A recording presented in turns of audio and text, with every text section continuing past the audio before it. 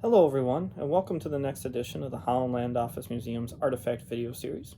My name is Ryan Duffy and I'm the director of the museum, and this week we're going to talk about a famous individual from Batavia in Genesee County who actually gained wide world renown over in China.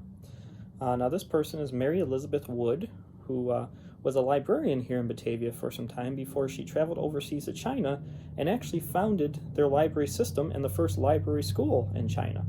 Now, Miss Wood is actually heavily revered over in China for her accomplishments there, but she got her beginnings right here in Batavia and Genesee County. So we're going to go through and show you some images related to her life and her exploits in China, and learn a little bit more about Mary Elizabeth Wood. Mary Elizabeth Wood was born in Elba on August 22nd, 1861. Her parents were Edward Farmer and Mary Jane Wood. She attended a mixture of private and public schools while growing up in Batavia, so gained a relatively good education. She would later attend library school at the Pratt Institute in New York City, as well as at Simmons College. Her first library job was actually at the Richmond Memorial Library, where she was appointed as the first librarian when she was 28 years old, and actually worked there for 10 years in that capacity. In 1899, she went to visit her youngest brother, Robert E. Wood, who was stationed as a missionary for the Protestant Episcopal Church in Wuchang, China.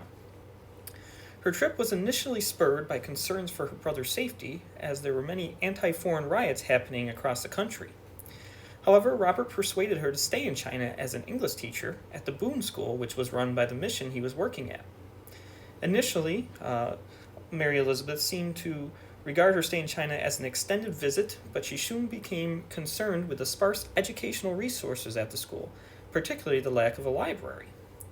In 1901, she had begun soliciting book donations from friends and acquaintances back in America to help support the Boone School and maybe create a library. After several years, Wood decided that a separate library building was necessary to house the growing collection of books that she had collected, and she returned to America in 1906 with the dual purpose of raising construction funds and also gaining professional library training. When she returned to China 2 years later, she had accomplished both those goals. She wrote of her engagement with the Boone Library Project, "I feel that I have a call to do this work and that it is part of God's plan for China."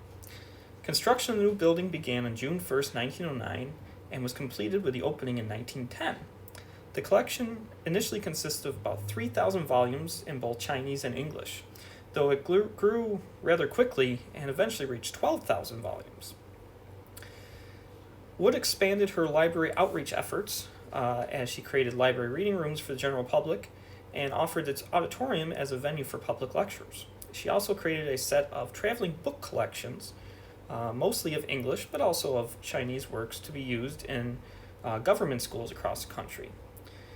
Herself and former students also began focusing on disseminating the resources they had collected through mobile libraries and expanding to the surrounding cities. And on top of that, she was also determined to advance the cause of professional librarians within China. Between 1914 and 1917, she actually sent students abroad to receive professional training at the library school of the New York Public Library, with hopes that they would return and spark greater interest and ultimately establish a Chinese library school. By this time, the Boone School had grown into a university, and the library school, which was originally supposed to be a department, had become its own entity. She opened the Boone Library School in 1920, and from 1922 to 1928, 45 students graduated and largely entered careers in the national and academic libraries in China. In 1924, she traveled to Washington, D.C. to speak with more than 500 senators and congressmen in a petition to allocate $6 million from the Boxer Indemnity Fund, which grew out of the Boxer Rebellion about 25 years earlier, to assist in the public library development in China.